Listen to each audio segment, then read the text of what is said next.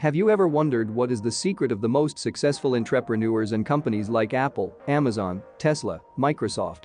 All of them have something in common, and that is that they are unique. If you seen a farm full of brown cows, that wouldn't be nothing special, would it?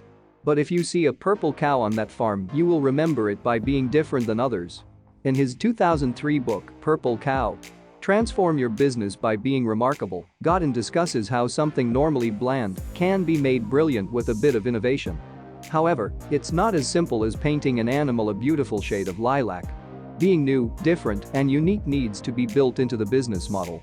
The basic P's of marketing, like product, pricing, promotion, positioning, publicity, packaging, are not enough in this era.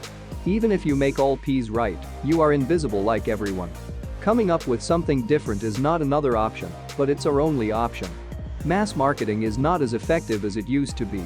It is so costly, and even if you have money to invest in it, the return of investment varies from very bad to average. Obviously, it is not acceptable to any business. Our world has already come up with enough products which satisfy human needs. Now the game is all about fulfilling human wants. Even if you are satisfying your existing customers, they are less likely to tell their friends. Businesses are keeping product department and market department separated, due to which remarkable products are being marketed poorly and with lack of inspiration.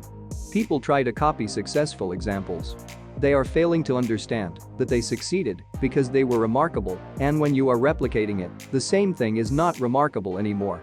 People are playing safe, which is the most risky thing these days.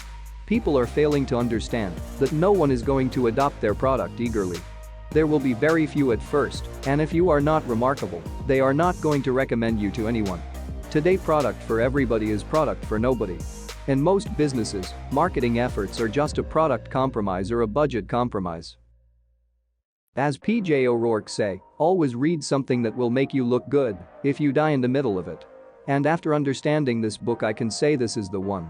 I would say you must go for this book if anyhow you are connected to marketing.